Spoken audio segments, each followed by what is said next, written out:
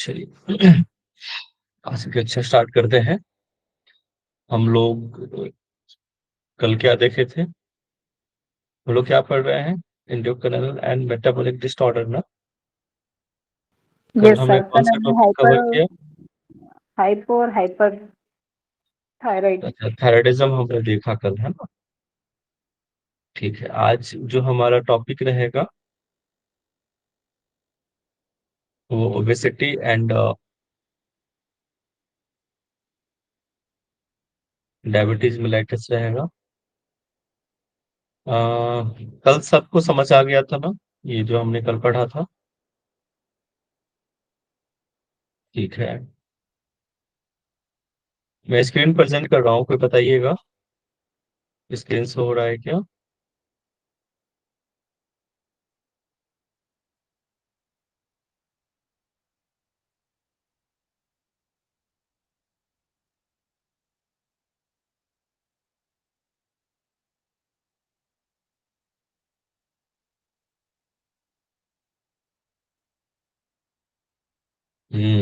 Obesity.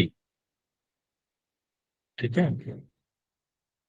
आज का जो टॉपिक है हमारा ओबेसिटी। आजकल हर एक कोई इस समस्या से ग्रसित है ना। ओबेसिटी कुछ हो जाओ भैया, सिक्स पैक ऐप बना दो, पतला कर दो। ठीक है, इमेज से पता चल रहा है तोंद निकला हुआ है भाई साहब का। ओबेसिटी का शिकार है। ओबेसिटी यानी सर मोटा होना। मोटापा। मोटापा, अच्छा। देखो वैसे तो एक बात आपको बताऊं मैं, थोड़ा बहुत तोंद निकलना भी ठीक होता है। ऐसा नहीं है कि मतलब ओबेसिटी ओवर अगर बढ़ जाए, फैट का एक्युमुलेशन हो जाए बॉडी बॉडी में, देन उसको हम कहते हैं ओबेसिटी। थोड़ा बहुत तो चाहिए ही, और अच्छे इम्यूनिटी के लिए जरूरी है कि थोड़ा बहुत तोंद हल्का फुल्का निकलता रहे। मतलब ज्यादा नहीं होना चाहिए, लेकिन ठीक है। अब देखना, जो हल्के फुल्के हेल्दी रहते हैं, हेल्दी जो होता है ना ओबेसिटी, लेकिन आजकल लोग मीट बना रखा है कि भाई थोड़ा भी हम हेल्दी, जैसे हेल्दी अपने आप में एक अच्छा टर्म है कि हाँ भाई हम हेल्दी हैं। लोग कहते हैं ना हम हेल्दी हो गए, उनका कहने मतलब हम बुढ़ापा हो गए। Actually it's not a good thing. ठीक है, तो हेल्दी होना वो बीमारी नहीं है, वो अच्छी बात है। थोड़ा बहुत पेट हल्का फुल्का रहना चाहिए, बॉडी में फैट होना चाहिए। और जो थोड़े बहुत हेल्दी रहते हैं वो बहुत कुशाग्र बुद्धि के होते हैं, याद रखिए। आपको ये जो आयुर्वेद में पढ़ भी पढ़ा होगा कि थोड़े बहुत जो जिसकी कफ प्रवृत्ति रहती है, ठीक है, वो बहुत कुशाग्र बुद्धि के होते हैं, वो तेज होते हैं। हाँ, थोड़े से आलस्य रहती है उसके अंदर। चलिए समझते हैं ओबेसिटी को। Obesity is defined as the excess of fat accumulated in the form of adipose tissue in the body। कौन सा टिश्यू का बढ़ जाना, ये आप याद रखेंगे कि भाई एडिपोज टिश्यू जो है ज्यादा अगर बॉडी में हो जाए तो वो ओबेसिटी का कारण होता है। महिलाओं में ज्यादातर देखने को मिलता है obesity as compare to male. क्यों? एडिपोज टिश्यू जो होता है, रीजन क्या है? महिलाओं में एडिपोज टिश्यू जो है ज्यादा पाया जाता है मेल की तुलना में। पुरुष की तुलना में महिलाओं में एडिपोज टिश्यू ज्यादा पाया जाता है। आप देखते होंगे कि महिलाएं जो है जल्दी, मतलब वो वेट को गेन कर लेती है, खासकर प्रेगनेंसी के बाद एक होता है, ठीक है, या फिर हार्मोनल चेंजेस के वजह से भी बॉडी में फैट का एक्युमुलेशन बढ़ जाता है। मैंने थायराइड कल पढ़ाया था, तो थायराइड भी जो है ज्यादातर महिलाओं में देखने को मिलता है।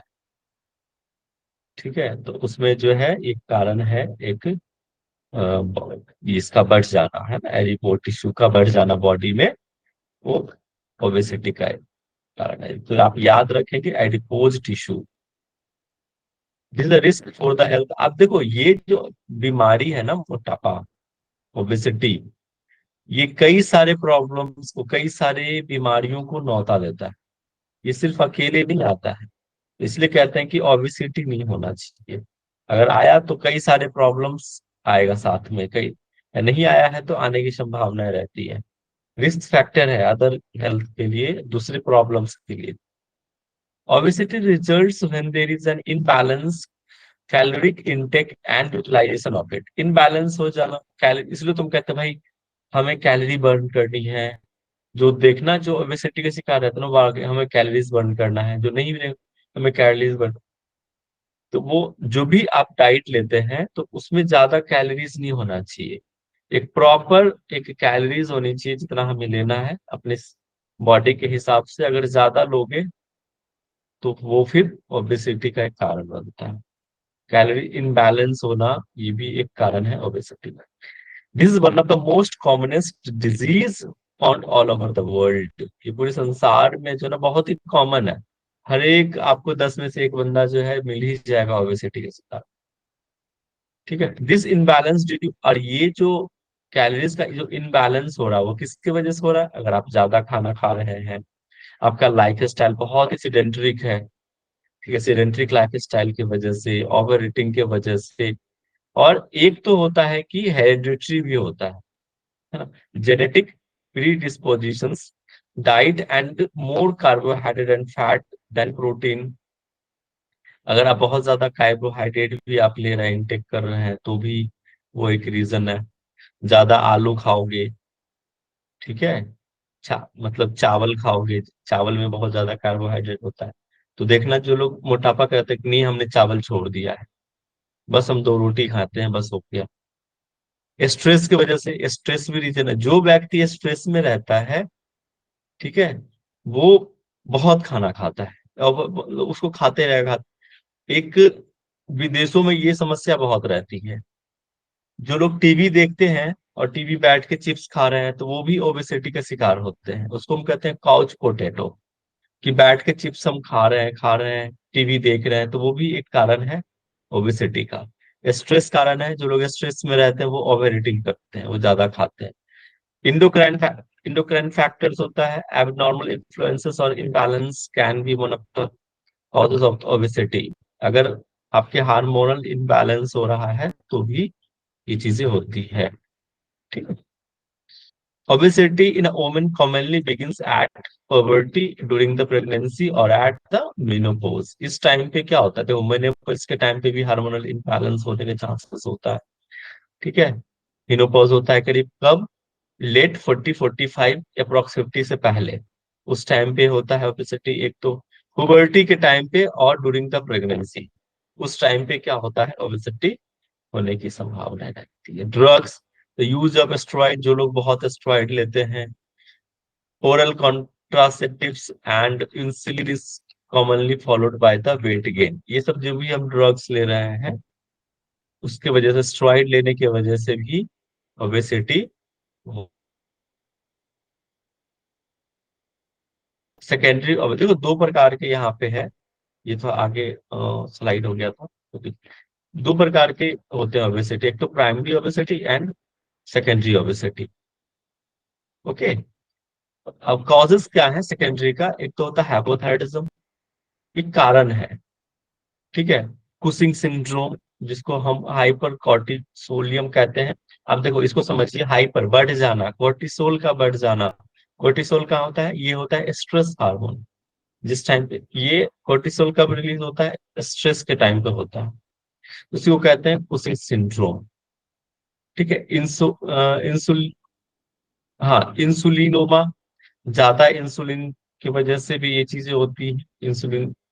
और हाइपोथैलेमिक डिसऑर्डर के वजह से, ठीक है, ये होता है। इंसुलिन मतलब कि ज्यादा प्रोडक्शन हो रहा है इंसुलिन का, बाई कहाँ से? पेनक्रियाज से। तो होता है हाइपोथैलेमिक डिसऑर्डर की वजह से भी ये होता है सेडेंटरी ओबेसिटी। दो हमने बता दिया, प्राइमरी एंड सेकेंडरी। अब एक एक करके समझ की। फर्स्ट टाइप 1 ओबेसिटी में कहते हैं, it is not caused by the any disease. ये कोई भी डिजीज से नहीं आता प्राइमरी, अब देखो हमने सेकेंडरी का बताया था ना, तो ये देखो ये क्या है, डिजीज है। तो सेकेंडरी जो ओबेसिटी होता है वो हमारे डिसऑर्डर की वजह से, डिजीज की वजह से होता है सेकेंडरी ओबेसिटी। प्राइमरी जो होता है वो डिजीज की वजह से नहीं होता।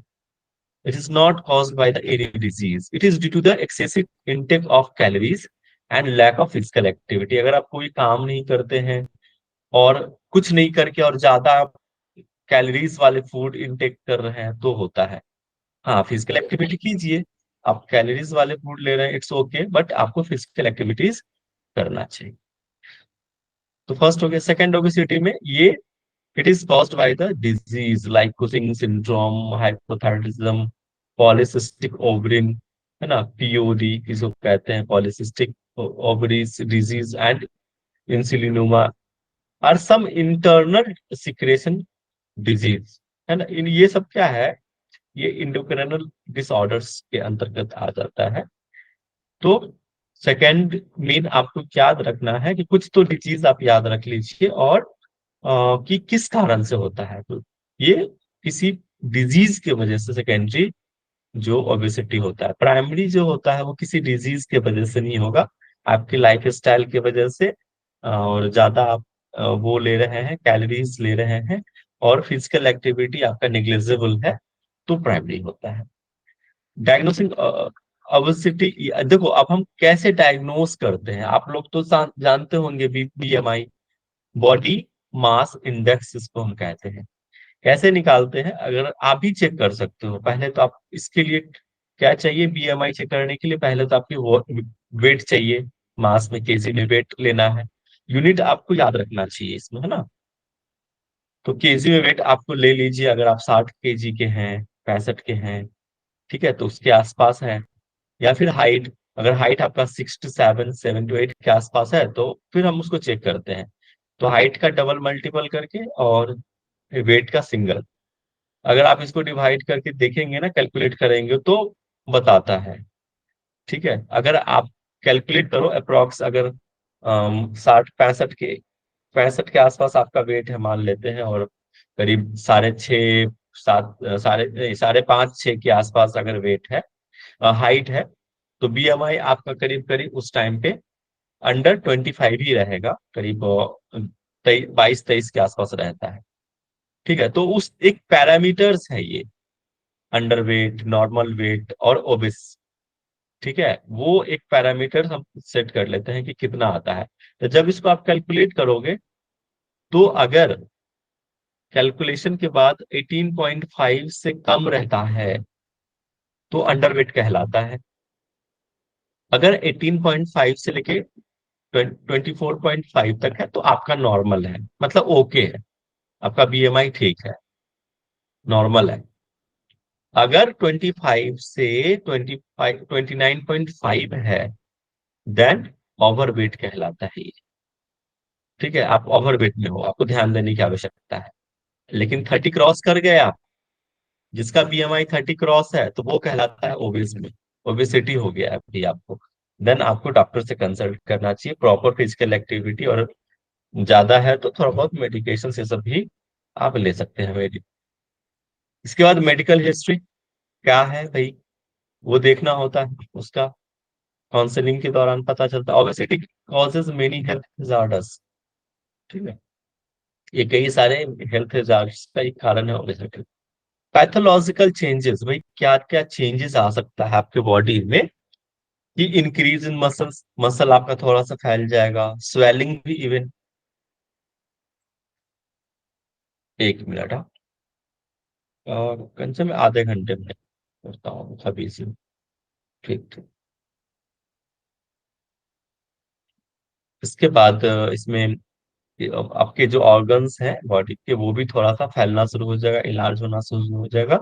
Adipose tissue are started in the tissue, skeletal muscle and internal muscle. ये हमने आपको पहले बताया था कि ये एडिपोज टिश्यू का बढ़ना, ठीक है, हमारे टिश्यूज में, स्केलेटल मसल्स में, इंटरनल ऑर्गन्स में, यहाँ पे धीरे धीरे एडिपोज टिश्यू बढ़ना शुरू हो जाता है। इसके वजह से भी ओबेसिटी मतलब होना शुरू हो जाता है। मेटाबॉलिक चेंजेस, हाइपर इंसुलिनीमिया मतलब आपके जो इंसुलिन का जो मात्रा है वो बढ़ना शुरू हो जाएगा। Type 2 diabetes mellitus, diabetes mellitus हम पढ़ेंगे ना, ठीक है। डायबिटीज तो उसमें हम पढ़ेंगे कि टाइप 1 टाइप 2 क्या होता है, ठीक है। तो ये लीड करता है कि टाइप 2 डायबिटीज होने का, हाइपरटेंशन भी होगा, और अर्थोस्क्लेरोसिस भी है। एंड अर्थोस्क्लेरोसिस हमने बताया था ना पहले, क्या होता है ये, आर्टरीज जो है क्या हो जाएगा, हार्डन हो जाएगा, जिसके वजह से ब्लड का सर्कुलेशन क्या होगा, कम होना शुरू हो जाएगा, है ना, थिक हो जाएगा आर्टरीज। कोरोनरी आर्टरीज डिजीज, इससे क्या, कोरोनरी आर्टरी डिजीज होना शुरू हो जाएगा, सीएडी हम कहते हैं, कैड। और ऑस्टियोआर्थराइटिस होगा, आर्थराइटिस में हमने बताया था, रूमेटाइड, ऑस्टियो, इस तरह से हमने पढ़ा था ना। तो आर्थराइटिस होगा, फैटी लीवर बढ़ना शुरू हो जाएगा, लीवर में होता है ये मतलब देखा जाए तो अच्छी बात नहीं है। तो उसमें लीवर्स में फैटी लीवर्स कहते हैं कि वहां बढ़ना शुरू हो जाता है, फैटी लीवर हो गया है, कई सारे प्रॉब्लम्स का ये रीजन है। कैंसर भी को भी ये लीड करना शुरू कर देता है, ठीक है, अगर सीवियर कंडीशंस आती है तो।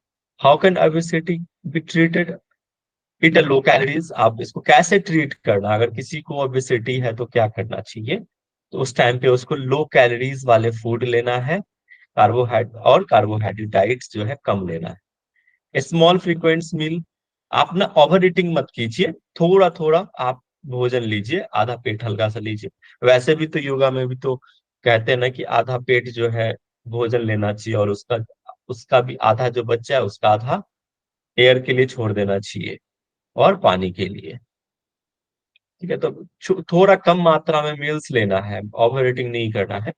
High fibre and low fat diet आपको लेना चाहिए, फाइबरस फूड लेना चाहिए, जैसे कि ककड़ी, गाजर, खिला, ये सैलेड आप ले सकते हो, है ना। तो रिच फाइबर्स वाले फूड आपको लेना है, और लो फैट डाइट जो है, खासकर जो मिल्क प्रोडक्ट है उसको अवॉइड करना चाहिए आपको। रेगुलर एक्सरसाइज कीजिए, इससे क्या होगा, improves the fitness of obese people and their feeling और वेल बीइंग। रेगुलर एक्सरसाइज कर सकते हैं, जिससे कि थोड़ा सा आलस से भी कम आएगा। How can obesity be treated, yes, obese persons are at the risk of developing the diabetes। देखो, अब मैंने आपको कहा ना कि ये कई सारे प्रॉब्लम्स को लीड करता है। अब जिसको ओबेसिटी हो गया है तो धीरे धीरे उसको डायबिटीज भी होने के चांसेस रहेगा, कार्डियोवैस्कुलर डिजीज भी। अब अच्छा बताइए, कार्डियोवैस्कुलर डिजीज कौन कौन सा था, प्रियंका जी बताइए, क्या हमने पढ़ा था कार्डियोवैस्कुलर डिजीज, याद है, नहीं याद है? हाइपरटेंशन था, एंजाइना पेक्टोरिस था, और क्या था, cardiac asthma. Cardiac cardiac asthma से। हम्म, ये कार्डियोवैस्कुलर डिजीज कहलाता है। एंड हाइपरटेंशन इसी के अंदर आ गया वैसे तो, इन द लॉन्ग टर्म।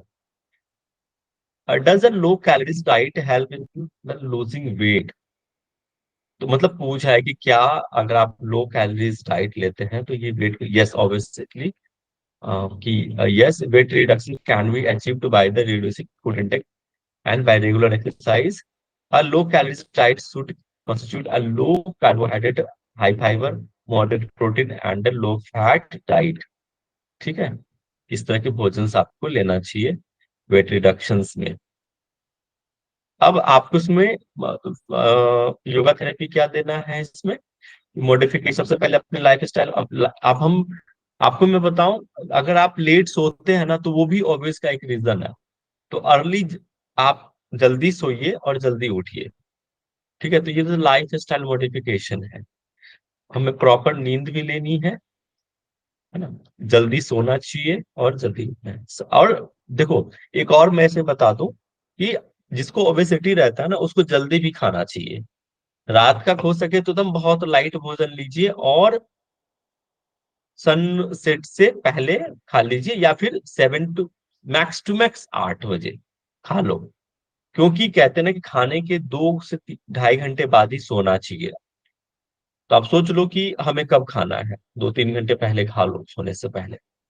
सठ कर्म कीजिए, धोती इज ऑल्सो गुड, कपाल भाती एंड कपाल वंदा धोती ऑल्सो गुड, ठीक है। आसन, खासकर देखो कपाल भाती अच्छा है, सट कर्व में आप कुंजल भी कर सकते हैं, यहाँ पे मैंने ऐड नहीं करा है तक, ये भी वेट को रिड्यूस, लेकिन बाकी के सिम्टम्स भी देखना है। ऐसा नहीं है कि भाई ओबेसिटी के साथ साथ अगर उसको हाइपरटेंशन है तो कुंजल अवॉइड करना है ना। उसको वीक में एक बार करा सकते हैं सेंधा नमक के साथ। कई सारा सिम्टम्स देखना पड़ता है क्या कि बाकी तो डिजीज नहीं है पेशेंट को, तो ये भी देखना है।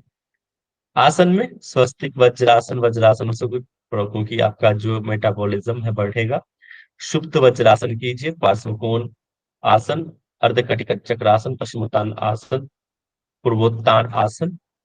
ठीक है, जो पैरों को गैप पूर्वोत्तान होता है, जो अम, सबको पता होगा पूर्वोत्तान आसन कहते हैं कि दोनों पैर को फैला लिया, टर्न किया और कमर पे या पीछे पश्चिम नमस्कार करके आगे की तरफ झुकना। मरीचिका आसन है ना, पवन मुक्त आसन, भुजंगासन, शलभासन, वक्रासन। और इसमें सूर्य नमस्कार भी अच्छा माना जाता है वेट के लिए, वेट रिड्यूस के लिए। रिलैक्सेशन में शवासन कीजिए और योग निद्रा भी जरूरी है। प्राणायाम में नाड़ी शोधन, उज्जाई, भ्रस्तिका, इसमें शीतली शीतकारी नहीं कराना है, ठीक है, नहीं तो और लेथार्जिक हो जाएगा। तो ऐसे जो बॉडी में हीट बढ़े, ठीक है, जैसे भ्रस्तिका, ये अलसे गुड, सूर्य भेदी अलसे गुड, है ना। नाड़ी शोधन और भ्रामरी मुद्रान में सन्मुखी मुद्रा, मेडिटेशन में सोहम मेडिटेशन आप कर सकते हैं, थोड़ा सा माइंड रिलैक्स, क्योंकि स्ट्रेस भी कारण होता है। तो इसलिए हमने योग निद्रा भी देना है, प्रॉपर शवासन, सोहम, शनमुखी मुद्रा, ये सब दे से स्ट्रेस कम होगा। ठीक है, ये भाई साहब देखो मोटापा का शिकार है और दो दो जो है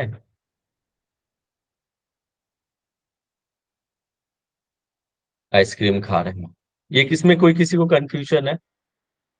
ऑल क्लियर? तो हम डीएम पढ़ेंगे, डायबिटीज मेलाइटिस पढ़ेंगे। तो इसी था हमारा obesity. Okay, now will move to तो सानमुखी क्या बताया सर, क्या होता है, कैसी मुद्रा क्या। है? सानमुखी सर किस तरह की मुद्रा होती है? नहीं समझ में आया, क्या पूछ रहे हैं उमेश जी? सर विजय सर, सानमुखी सर आपने मुद्रा बताई ना, किस तरह की क्षणमुखी मुद्रा होती मुद्रा, क्षणमुखी मुद्रा एक होता है जब आप भ्रामरी करते हैं तो कैसे करते हैं क्षणमुखी मुद्रा। दिस द क्षणमुखी मुद्रा। है? ओके। ठीक है,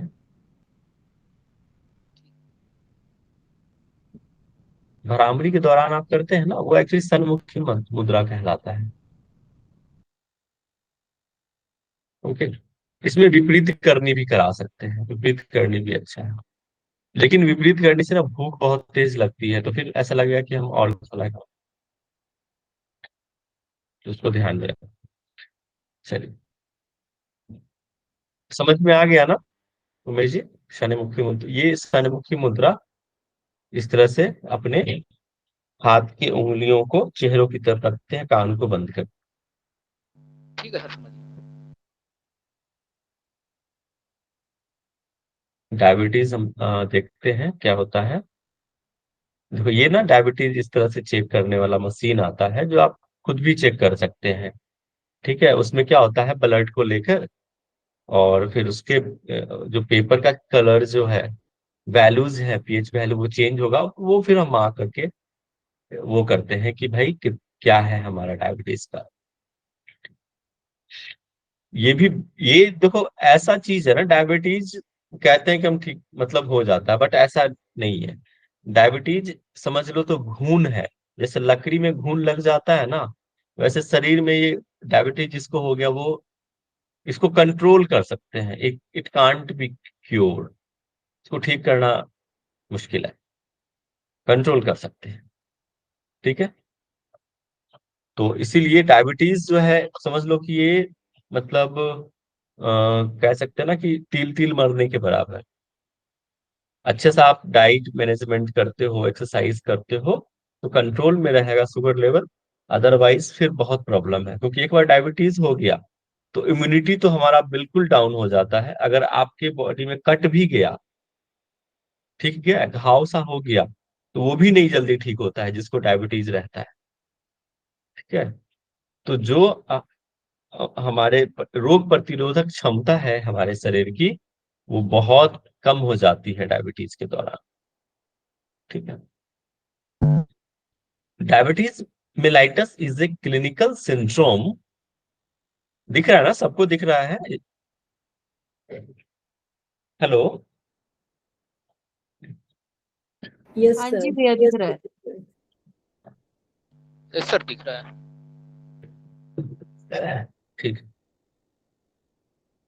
डायबिटीज मेलाइट, ये थोड़ा सा टॉपिक थोड़ा बड़ा रहेगा, पेशेंस रखिए। अब बहुत इंपॉर्टेंट है, बहुत कुछ आपको इसमें सीखने को मिलेगा कि एक्चुअली है क्या, नया नया चीज। Diabetes mellitus is a clinical syndrome characterized by the hyperglycemia. ये वर्ड आप याद कर लीजिएगा। ठीक है, हाइपरग्लाइसीमिया। ओके, इसको हम बताएंगे आगे। Due to an oxalate deficiency और relatively decrease the resistance of insulin. Insulin कहाँ से बनता है बताइए? पेनक्रियास। पैनक्रियाज। अब पैनक्रियाज ये बीटा सेल से। बीटा सेल से। पैनक्रियाज के बीटा से। अच्छा बताइए, पैनक्रियाज इंडोक्राइनस ग्लैंड है या फिर एक्सोक्राइन ग्लैंड? दोनों है। गुड। यही एक दोनों। ऐसा ग्लैंड है पैनक्रियाज जो दोनों का काम करता है। ठीक है, लेकिन फंक्शन अलग है दोनों में। इसीलिए इसमें इंसुलिन का होता है, हार्मोन का जब होगा तो ये डायबिटीज। ठीक है, वो तो एनाटॉमी है, आपको मैम ने पढ़ाया होगा कि क्यों ये मतलब हम इसको इंडोक्राइन सिस्टम कहते हैं और क्यों इसको एक्सोक्राइन भी कहते हैं। ठीक है। तो decrease resistance of insulin, insulin का कम बनना, ठीक है, या फिर ना बनना, जिसके वजह से डायबिटीज मेलाइटस को लीड करता है। ये चीज है hyperglycaemia is increased plasma glucose level. ये क्या है hyperglycaemia? The increased plasma glucose level, इसी को हम कहते हैं हाइपरग्लाइसीमिया। हाइपर मतलब बढ़ जाना, ग्लाइसीमिया यहां से ग्लूकोज से है, तो ग्लूकोज का बढ़ जाना। ठीक है, लेवल उसका बढ़ जाना, increase plasma glucose level is called hyperglycaemia. याद रखिएगा, ये टर्म डायबिटीज मेलाइटस में आता है। Absolute deficiency is no production of insulin. Decreased resistance of insulin is an ability to produce sufficient insulin. Okay. अब देखो, ये चीजें टर्म आपको समझना है कि normal value of glucose level, कि भाई क्या होता है जब इंसान फास्टिंग। देखो, तीन टर्म है। फास्टिंग शुगर, उसका जो लेवल होता है 60 to 90 mg/dl। अभी इसको समझो, इसको हम और यूनिट को और आगे से क्लैरिफाई करेंगे। इसको टर्म को याद रखिएगा कि फास्टिंग शुगर, उस टाइम पे जो फास्टिंग के दौरान रहता है उस टाइम पे क्या रहता है ग्लूकोज लेवल 60 to 90 mg/dl। और पोस्ट प्रैंडियल उस टाइम पे क्या होता है ग्लूकोज लेवल 90 to 120 mg/dl। आप पूछोगे सब पोस्ट प्रैंडियल क्या होता है, तो खाने के बाद, ये फास्टिंग है, बिफोर द फूड आप ले रहे हैं फास्टिंग टाइम पे। अगर खाने के बाद अगर लेते हो तो ग्लूकोज का लेवल बढ़ जाता है, क्योंकि खाने में क्या है ग्लूकोज है, तो लेवल बढ़ के 90 to 120 mg/dl होता है। और रैंडम ग्लूकोज जब रैंडम आप चेक करते हैं तो उस टाइम पे ये बढ़ के 125 से 150 mg/dl हो जाता है। ठीक है, तो ये आप ग्लूकोज लेवल याद रखिएगा। जब हम रिपोर्ट देखते हैं तो उस टाइम पे ये चीजें आपको पता होगी कि भाई किसी का अगर डायबिटीज बढ़ा हुआ है, कम है, किस लेवल पे है, तो वो इसी मात्रा में निकल के आता है, इसी के बीच में आता है। 60 to 90 या 90 to 120 या 120 से 125, इस तरह के बीच में रेशियो रहेगा। तो उससे हम आइडेंटिफाई कर पाते हैं कि भाई पेशेंट का ग्लूकोज लेवल बढ़ा हुआ है कि कम। नॉर्मल वैल्यू काउंट में ग्लाइको होमोग्लोबिन, जिसको हम कहते हैं GHB, tells average level of blood glucose over the past 2 to 3 months. Normal value कब होता है, कितने के रेशियो के बीच में होता है, 4.5 से 5.5 के अप्रोक्स में नॉर्मल वैल्यू होता है। प्रोन टू बिकम डीएम, बाद में क्या होगा, कितना हो जाता है ये चीजें, 6.5 से लेके 7.5% जो है बढ़ जाता है।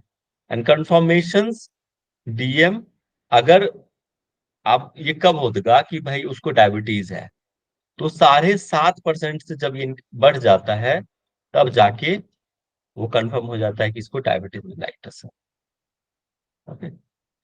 प्रीवैलेंस of disease, the incidence of disease is increasing. It is estimated that, देखो ये एक आंकड़ा है कि 415 मिलियन लोग जो है 2015 में, ठीक है, 2015 में ये आंकड़ा बता रहा है कि 415 मिलियन लोग जो है डायबिटीज के शिकार थे 2015 में। और ये एक्सपेक्टेड किया जा रहा है कि ये बढ़कर 2040 में ये बढ़कर 642 मिलियन होने की संभावनाएं हैं। ठीक है, it's a very big amount. तो ये कितना क्रिटिकल है सिचुएशन हमारे देश का। प्राइमरी, देखो दो भागों में इसको बांटा गया है, एक तो प्राइमरी और सेकेंडरी। डायबिटीज का क्लासिफिकेशन अगर हम देखते हैं तो प्राइमरी में और सेकेंडरी में। और प्राइमरी के अंतर्गत जो है दो टाइप्स आते हैं, एक तो टाइप 1, टाइप 2। टाइप 1 के अंतर्गत जुवेनाइल डायबिटीज कहलाता है, जो बच्चों में होता है। ठीक है, टाइप 1 इसी को हम कहते हैं जुवेनाइल डायबिटीज। ठीक है, और टाइप 2 आगे हम पढ़ेंगे इसके बारे में डिटेल से कि टाइप 2 क्या होता है। सेकेंडरी में ये डिजीज पे एक होता है कि पैनक्रियाटिक डायबिटीज, गैस्ट्रोइंटेस्टिनल डिसऑर्डर और हार्मोनल डिसऑर्डर के वजह से जो आता है डायबिटीज होता है, उसको कहते, वो किसके अंतर्गत आता है, सेकेंडरी डायबिटीज के अंतर्गत आता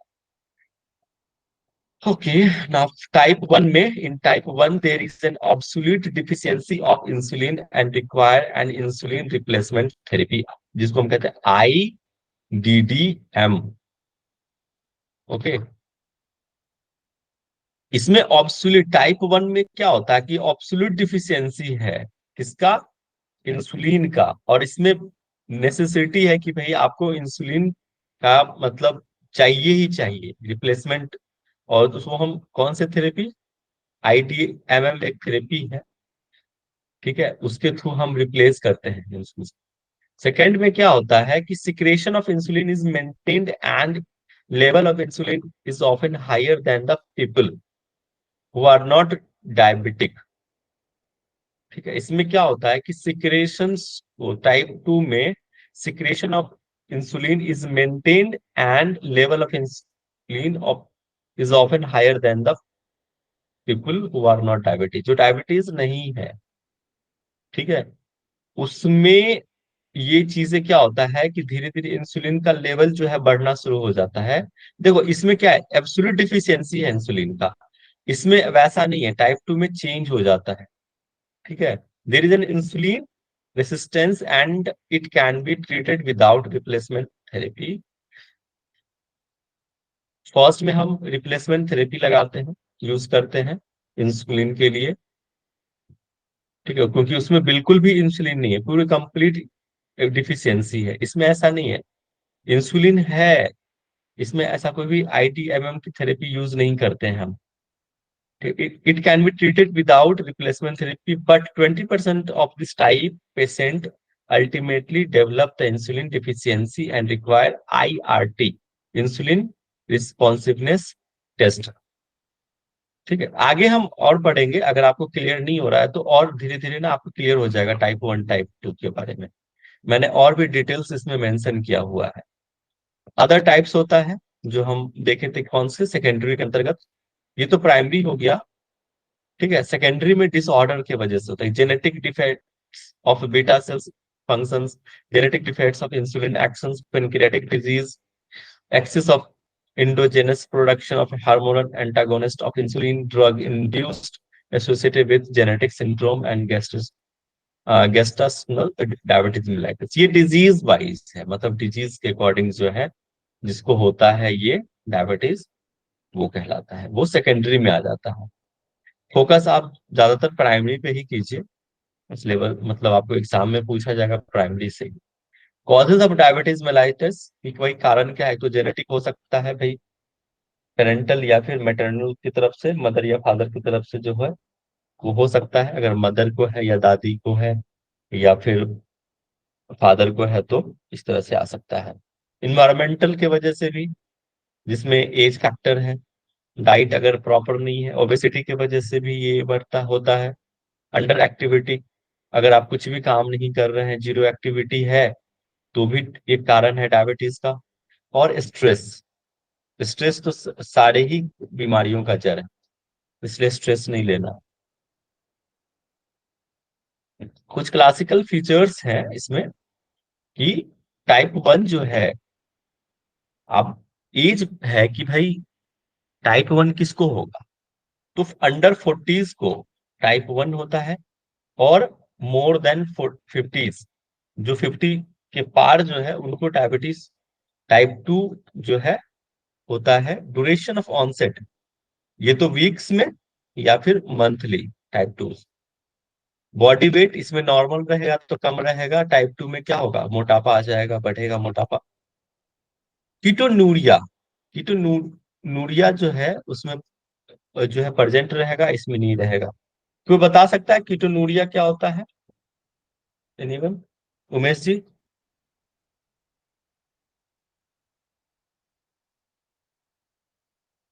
आइडिया है आपको? No sir. यूरिया की अधिकता सर। हम्म। कीटोनूरिया में यूरिया का मतलब इसमें क्या होता है कि कई बार ना, इसीलिए हमें वॉशरूम बार बार हमें पेशाब के लिए, टॉयलेट के लिए जाना पड़ जाता है, कीटोनूरिया में बढ़ जाना उसमें यूरिन। ठीक है, तो टाइप 1 में बहुत ऐसा होता है विथ इंसुलिन डेथ, या ऐसा कुछ ऐसा सिम्टम इसमें नहीं है कि होगा, नो। ऑटो एंटीबॉडीज पॉजिटिव होता है, इसमें निगेटिव होता है। कॉम्प्लिकेशंस 25% कॉम्प्लिकेशंस है, इसमें कोई ऐसा कॉम्प्लिकेशंस नहीं है। फैमिली हिस्ट्री अनकॉमन, इसमें कॉमन है, फैमिली हिस्ट्री हो सकता है, इसमें ऐसा कुछ भी नहीं है कि होगा, अनकॉमन है। Other autoimmune disease common and type 2 में uncommon. Clinical presentation of diabetic patients में क्या आता है, देखो पॉलीयूरिया, ये भी जो पॉलीयूरिया किसमें होता है कि ज्यादातर इसमें मूत्र का लगना, कि बार बार पेशाब आना, जैसे पॉलीयूरिया। पॉलीडिस्पीसिया बताइए क्या होता है, ये मैंने पहले भी एक चर्चा की है इसके बारे में। पॉलीडिस्पीसिया क्या होता है? ज्यादा प्यास लगना, है ना, जिसको ज्यादा प्यास लगती है देखना इसमें। पॉलीफेजिया, ज्यादा भूख लगना, ठीक है। वेट लॉस होना, इसमें वीकनेस होगा, नौसिया मिचली इस तरह से, वॉमिटिंग, पैरों में क्रैम्प्स आना। ब्लड फेस विजन भी क्या होगा, ब्लड होना शुरू हो जाएगा, धुंधला सा दिखना शुरू होगा, आंखों के प्रॉब्लम्स आने शुरू हो जाते हैं। आप देखोगे ऐसा होता है, जिनको डायबिटीज रहती है ना, धीरे धीरे ना उसके आंखों की रोशनी कम होते जाती है, और एब्डोमेन पेन्स भी रहता है जिनमें। इसका साइन क्या है, डिहाइड्रेशन, डिहाइड्रेशन क्योंकि बार बार इसीलिए प्यास लगती है, तो डिहाइड्रेशन रहता है। हाइपोटेंशन, है ना, कोल्ड रहेगा। हाइपोटेंशन मतलब कि लो फील करना उस टाइम पे, ठीक है। कोल्ड होगा, extremities, tachycardia, air hunger, smell of acetone. अच्छा, ये कोई बता सकता है स्मेल ऑफ एसीटोन क्या होता है? अमोनिया की वजह से होता है स्मेल। किसकी वजह से? अमोनिया NH3, हम्म, अमोनिया गैस। अमोनिया गैस की, इसलिए एसिटिक इसको कहते हैं, एसिटिक गैस। ठीक है। अब जैसे कि जो जो महिलाएं ना ये लगाते हैं नेल्स रिमूवर जो होता है ना, उस टाइम पे देखना, जो पॉलिश करते हैं उस टाइम पे देखना, वो स्मेल अलग रहता है थोड़ा, द स्मेल ऑफ एसीटोन।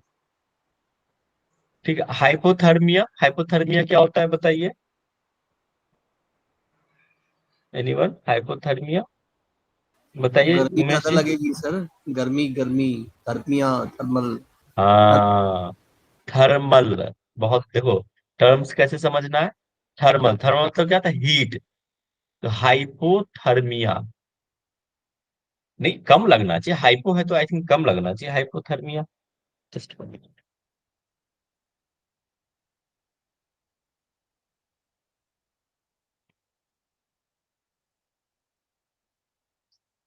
ठीक है, गर्मी नहीं लगना, हाइपो है ना, हाइपर थर्मिया होता तो लगता।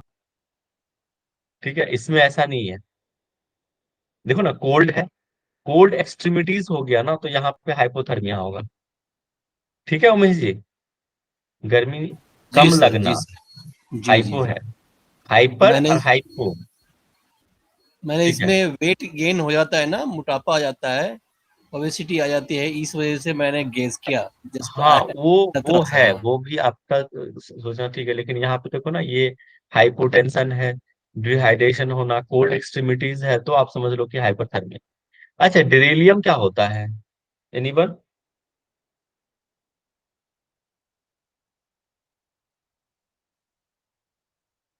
डिरेलियम क्या होता है?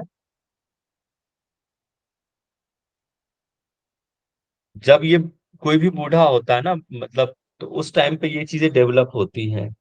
ठीक है, कौन मतलब उसका जो है alteration of attention, consciousness and cognition जो है, ये मतलब कम होना शुरू हो जाता है, reduce ability to focus.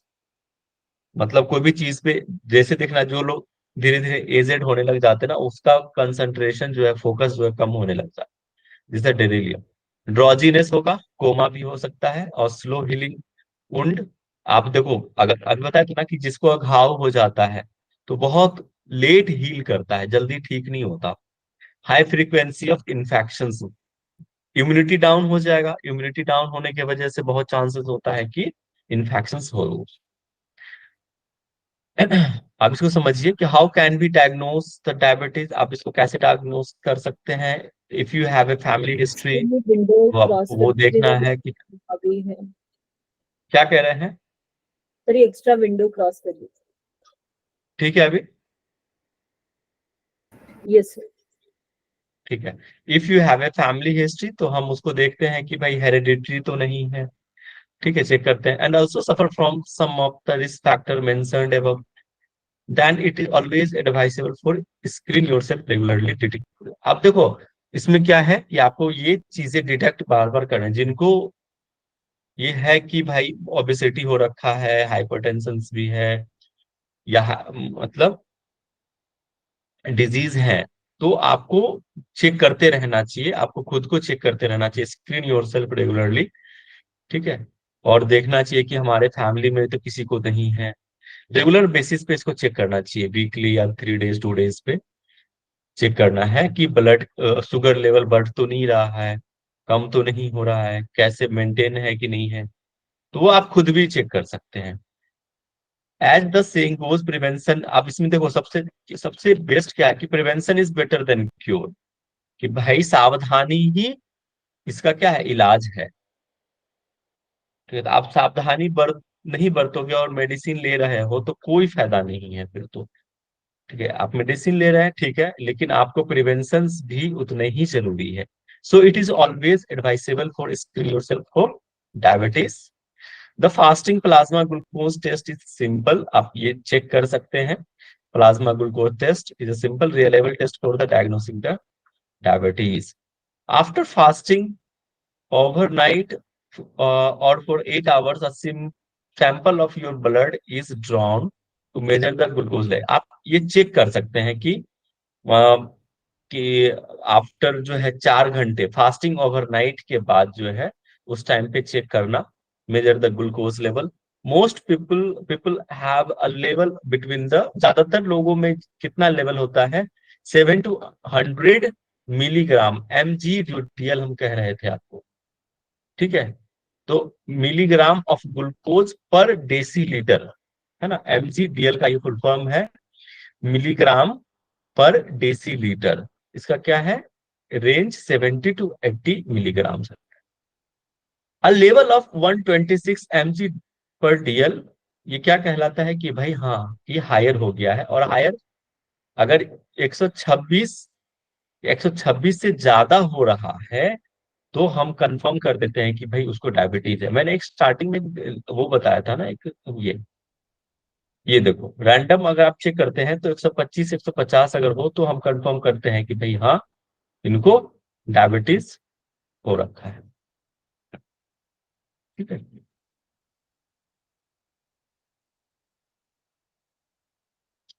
Your doctor may diagnose diabetes if you have a very high fasting blood sugar level or higher glucose level among the diabetes symptoms। तो ये एक है, इसको मैं इसलिए मैंने हाईलाइट कर दिया था कि आप ये रेंज आपको पता होना चाहिए। How can diabetes be treated, अगर किसी को हो गया है तो आप क्या करेंगे? तो भाई कंट्रोल करना है ना। आजकल तो देखो कि शुगर फ्री बहुत कुछ चल रहा है मार्केट में, तो वो आप लेना है। Controlling blood sugar is the single most important thing you have to do. ठीक है, कि आपको ये चीजें करनी चाहिए, कंट्रोल करना है ब्लड शुगर लेवल को, सब बहुत जरूरी चीज है।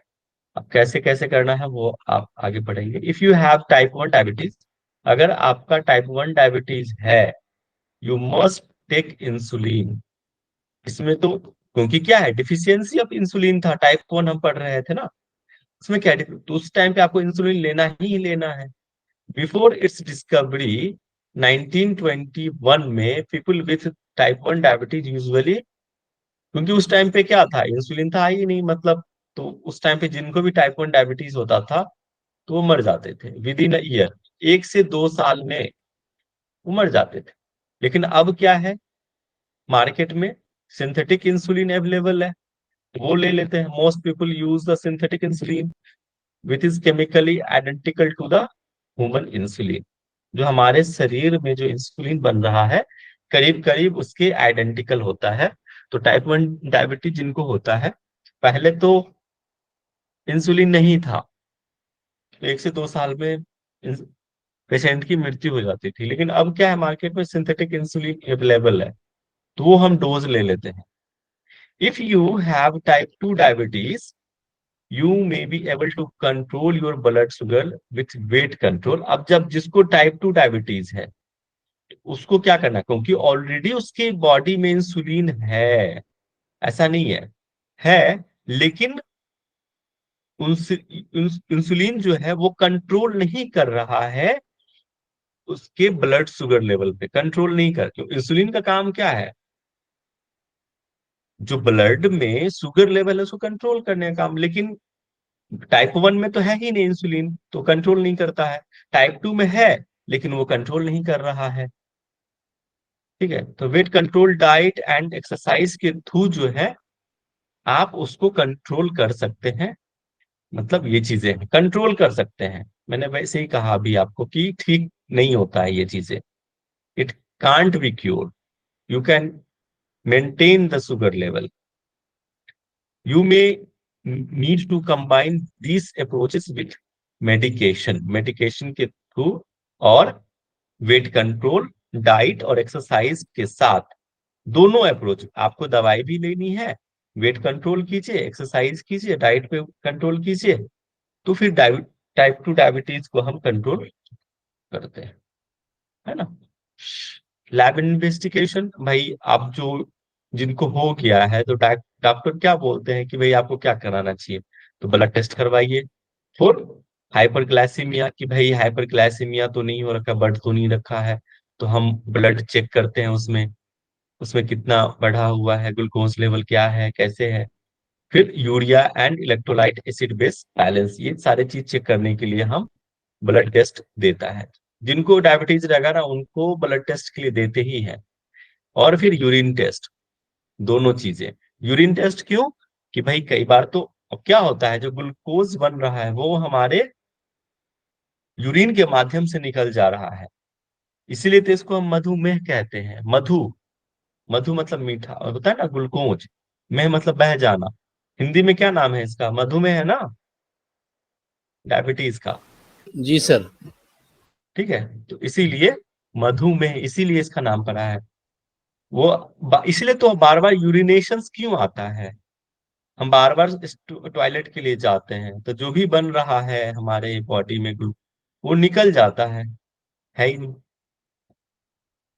तो मैनेजमेंट ऑफ डायबिटीज मेलाइटिस में, to control the hyperglycemia, to control metabolic changes, जो भी चेंजेस हो रहा है उसको कंट्रोल करना है, to control the diabetic complications. अब जो भी डायबिटीज से कॉम्प्लिकेशंस हो रहे हैं बॉडीज में, उसको कंट्रोल करना है, to improve the life style, अपने दिनचर्या को, लाइफ स्टाइल को इम्प्रूव करना है, ठीक करना है, अगर आपका गलत है तो प्रॉपर कीजिए। This is some valuable information है कुछ डायबिटीज के बारे में, वो आपको जानना चाहिए। अनलाइक अदर डिजीज, देखो दूसरे डिजीज की तरह ये डिजीज नहीं है कि बाकी तो ठीक हो जाते हैं, बट ये जो ऐसा डिजीज है ना भाई, लकड़ी में घुन लग जाना, वैसे ही ये शरीर में घुन लग जाने के बराबर है। Diabetes can't be cured as such, this ये ट्रूथ है। आप मेंटेन कर लेते हो, फिर कहते हैं कि ठीक हो गया, नहीं, मेंटेन है, लेकिन जैसे ही आपका लाइफ स्टाइल और ये चीजें आपने गड़बड़ करी, तो फिर क्या होगा, फिर से वापस से आ जाएगा वो चीजें, फिर दिक्कत आनी शुरू हो जाएगी।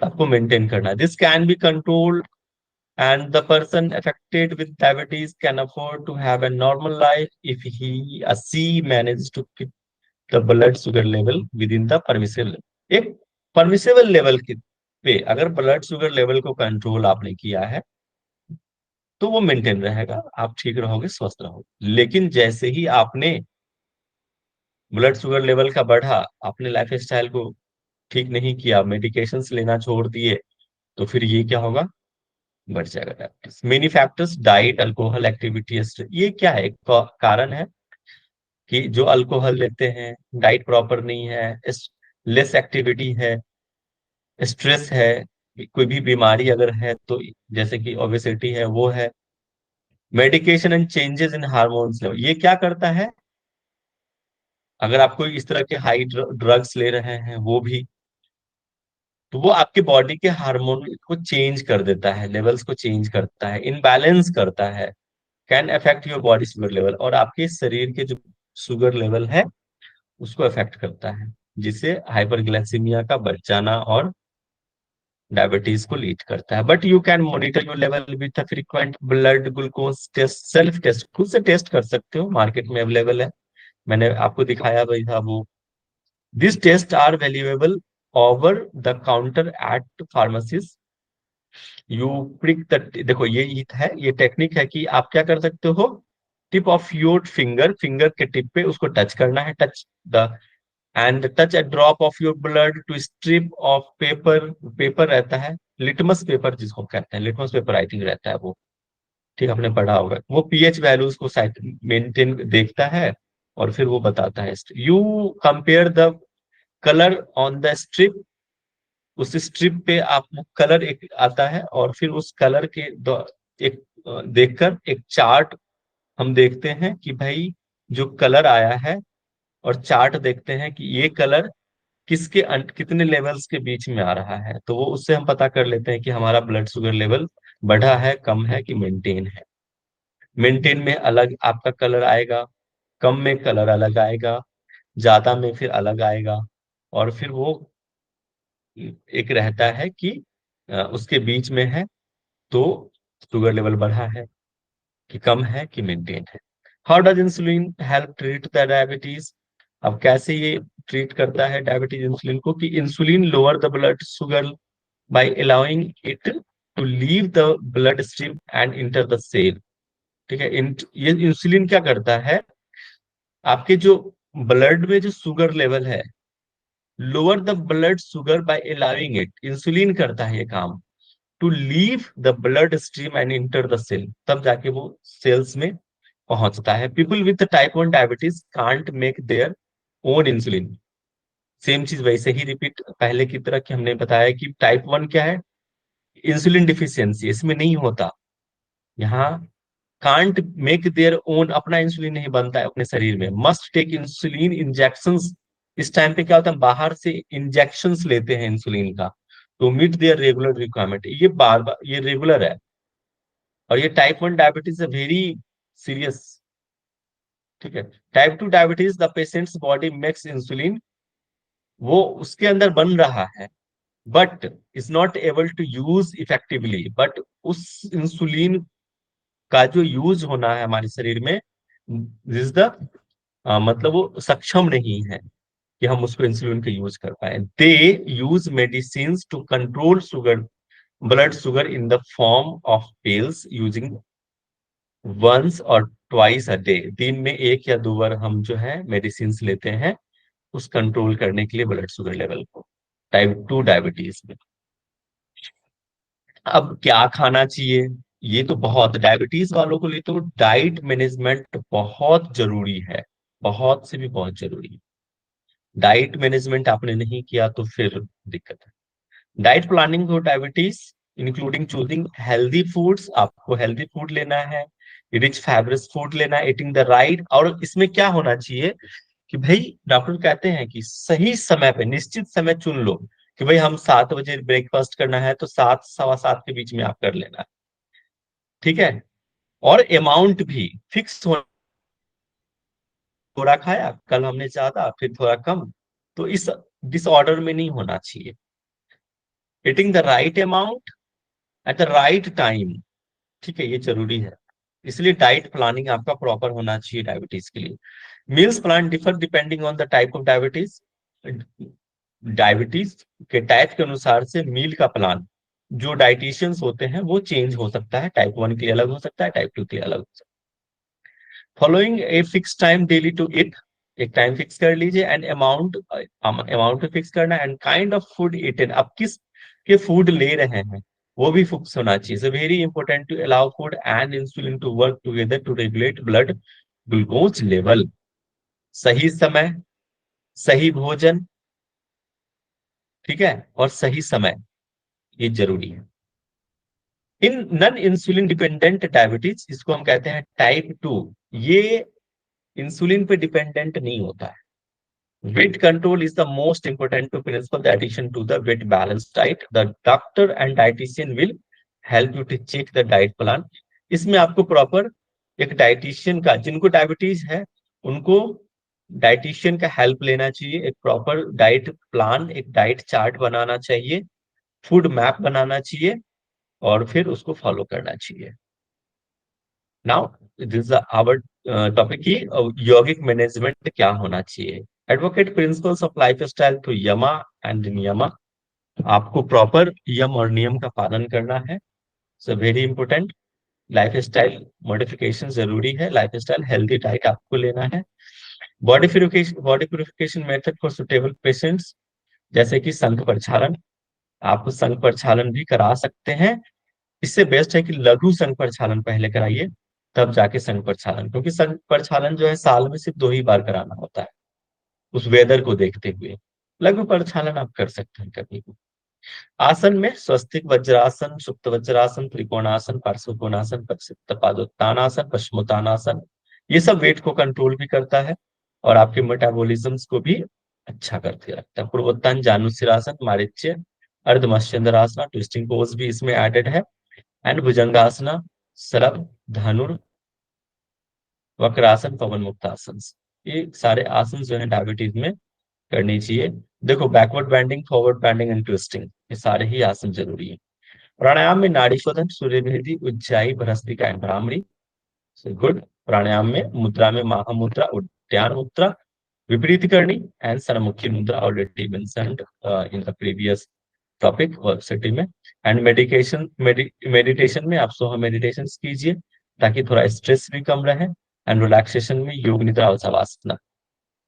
Okay, this is all about the diabetes mellitus. If you have any queries then you can ask. देखो ये इस तरह से मशीन रहते हैं, ट्यूब रहते हैं जो हम करते हैं फिंगर्स के टिप पे, इस तरह से टच करके ब्लड को चेक कर, और फिर उसमें कलर का चेंज हो जाता है। ठीक है, तो आज हमारा इंडोक्रिनल सिस्टम भी समाप्त हो गया है। किसी को कुछ पूछना है तो पूछ लीजिए, अदरवाइज कल से हम नया टॉपिक स्टार्ट करेंगे। इसको पढ़ के आइएगा, कल मैं पूछूंगा आते ही, टाइम भी हो गया है। इसका मैंने वो इस पे अपलोड करवा दूंगा आज, आप लोग देख लेना। कल हम ऑब्स्ट्रिक एंड गायनेकोलॉजी डिसऑर्डर देखेंगे, मेंसेस वाले, फीमेल्स के लिए प्रॉब्लम, वो भी बहुत इंपॉर्टेंट है। ओके जी, समझ में आया सबको?